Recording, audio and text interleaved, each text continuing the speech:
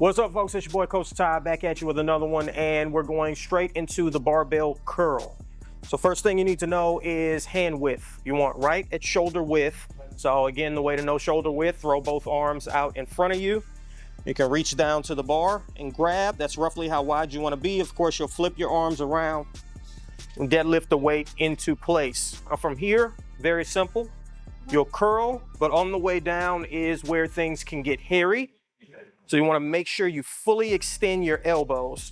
You'll see a lot of people on barbell curls stopping, oh God, I'm shaking, all the way up here and not fully extending the elbows. We want to get the longest range of motion we possibly can on just about every exercise we're doing.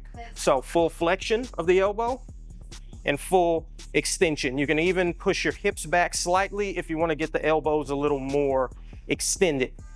Make sure you're avoiding cheating. We don't want to use momentum or swinging.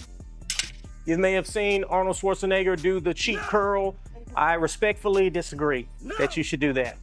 Hyperextending the spine to get the weight all the way up and using momentum to get the weight all the way up, we want to avoid that. So nice and strict and under control. Full flexion, full extension.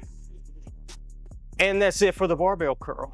Very simple exercise. That's all you need to know. I'm Coach Ty with Muscle Wiki. There will be 2 more videos in the corners for you here in a second. I will see you with the next one. Deuces.